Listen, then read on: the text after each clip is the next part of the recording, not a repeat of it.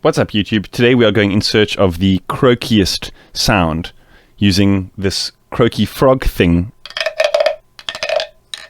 So I've created some samples out of that thing, and we're going to see what we can do with it and what kind of psychedelic effects we can create using that sample. So let's dive in and have a look.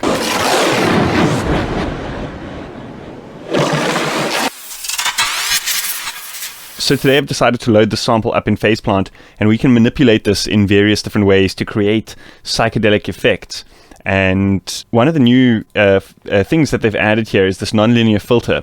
And this has some really kind of croaky sort of textures and characters which you can add to the sound as well to kind of accentuate that a little bit further. So we're going to experiment a little bit today. I'm not sure how much of this is going to be sort of educational. It's just more kind of experimentation. But I'm sure you guys will enjoy, seeing what we can come up with here. So I got two samples here. One is like a little bit more clicky and one is like a little bit warmer. I think let's go for the clicky one for now. We can always play around and like choose a different sample later on. So there's various things we can do. We could either kind of create a synth out of the sound by isolating just a single kind of hit in the sound and then looping that. Or we could create various kind of sound effects and stuff like that. Let's see if we can create a synth first. I think that could be pretty interesting. So what we're going to want to do is enable loop over here. And then what we can do is we can set this start and loop point to just like, so that it just captures like one of these little clicks over here. So the problem now is the start point of the sample. So we're gonna have to set this offset so that it's in line with the beginning of the sample over here.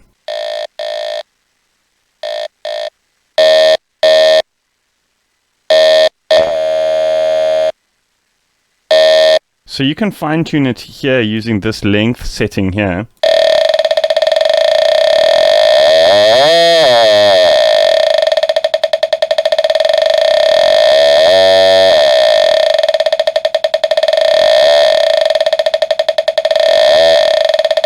So I guess the trick is to kind of find out where the pitch kind of correlates to the note that you're inputting in the synth.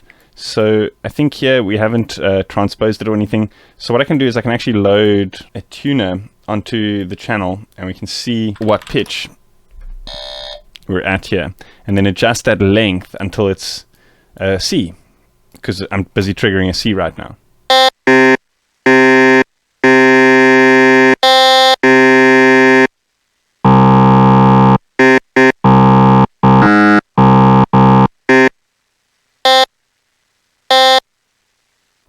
Let's see if we can get the key track to adjust this length kind of in key.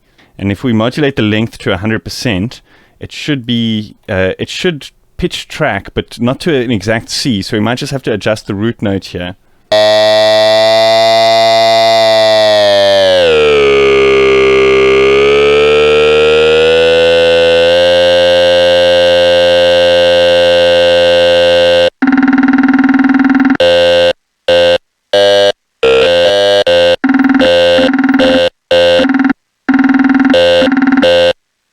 Let's see what happens if we give this some glide.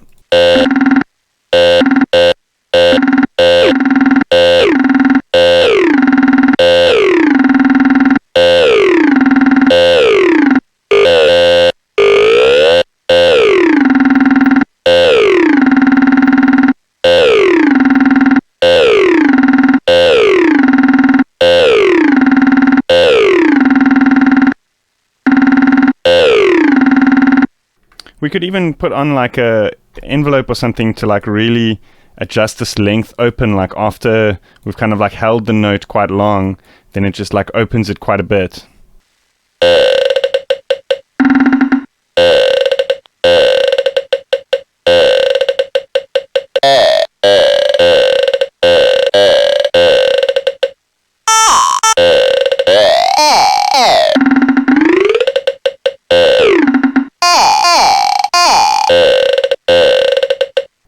Oh, that sounds great.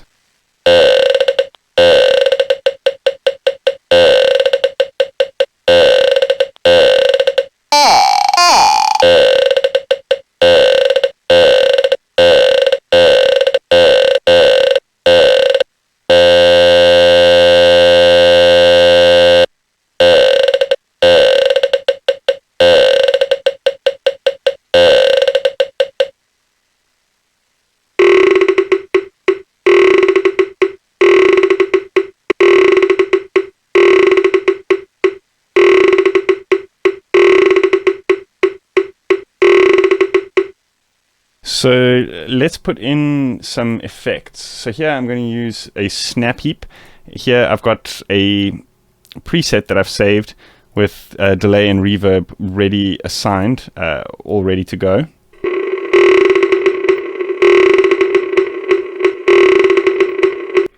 Let's check out some of these filter types here.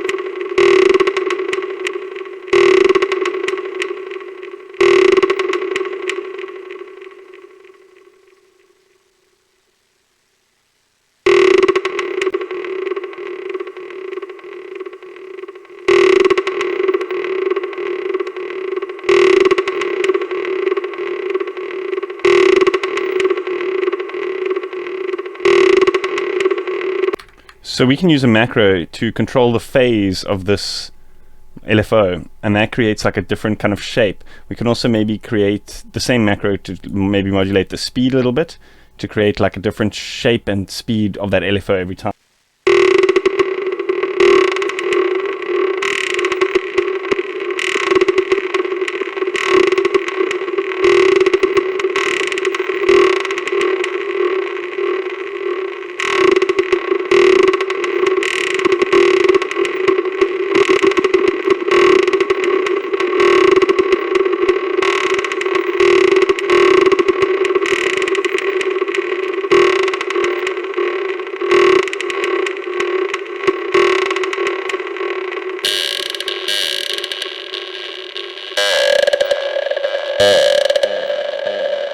Let's see how this sound fits into the track.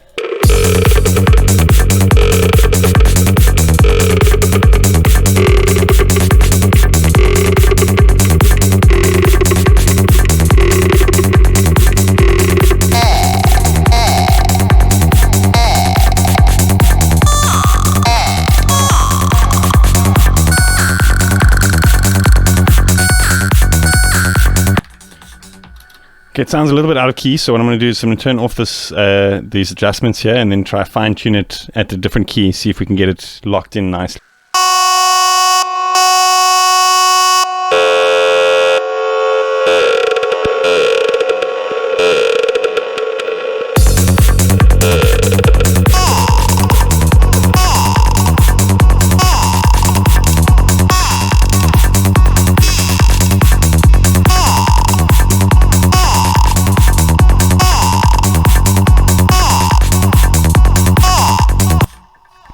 I think what we can do is we can set a macro to control this filter, the cutoff of this filter, and we can like lock it in really nicely. It's kind of sounding like that one Asterix track.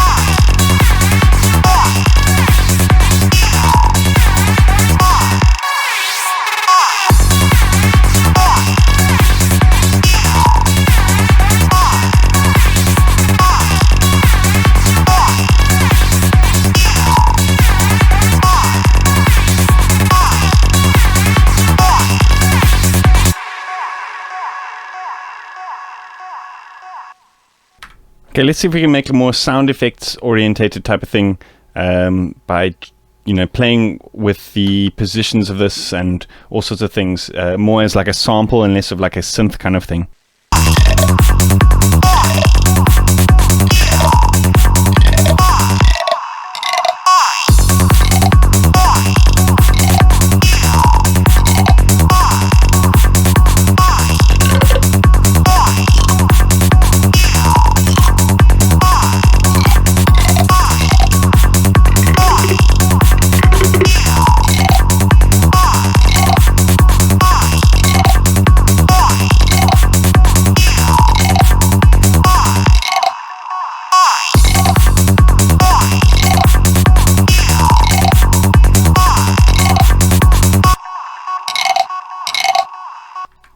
So we can do a loop thing again, but let's create like a little bit bigger loops. And then what we can do is we can set a random to play different parts. So how we do that is to basically offset the start position of the loop using the random.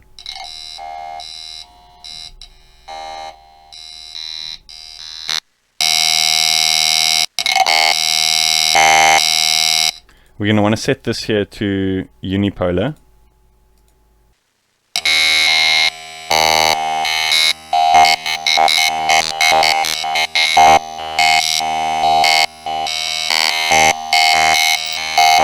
And if we give this some smooth, we get a bit more of a granular type of thing.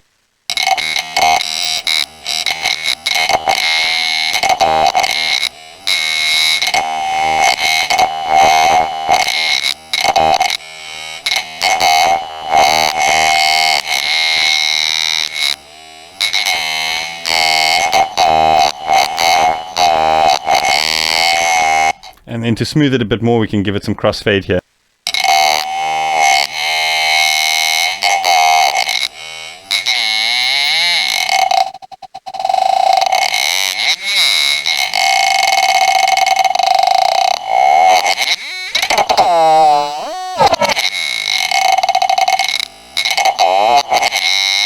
So let's create another random here that can modulate this length position. Let's start very small and then modulate upwards.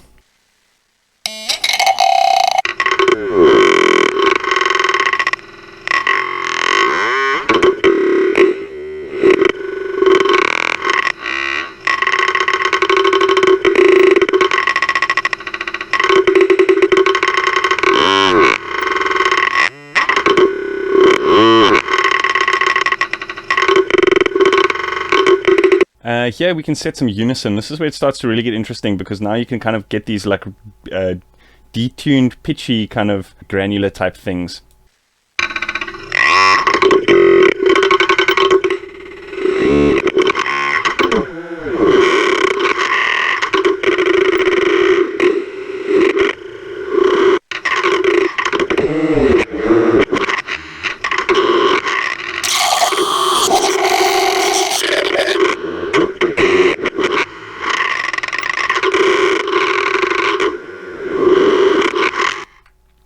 We can choose some of these interesting modes as well, like maybe a -7th chord.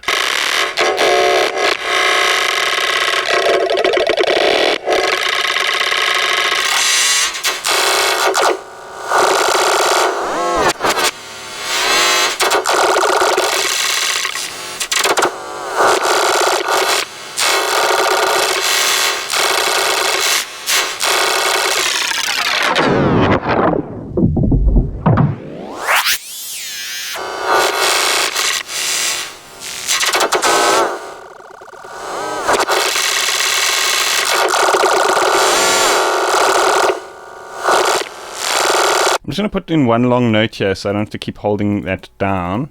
It's getting pretty interesting there.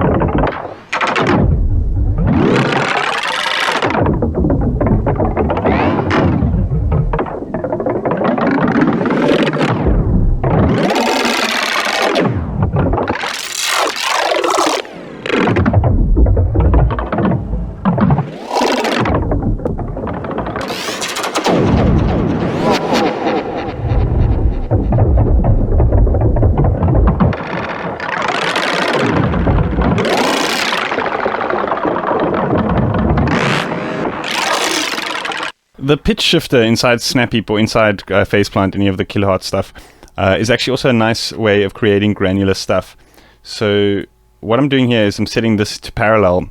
So we've got like 2 lanes of pitch shifting, one that's an octave higher and one that's about the same octave, but we're kind of going to change this grain size here because this is what gives it like really interesting textures. So let's just set macros to control these, and then we can set further randoms here to control those macros.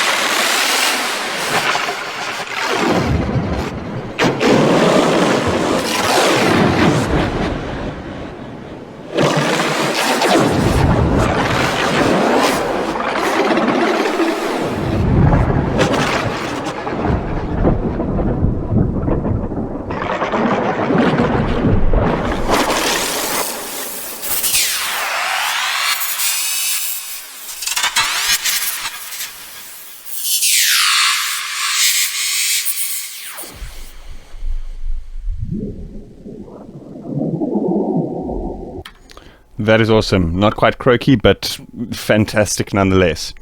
I'm going to call this Granular Frog, because that's what it is.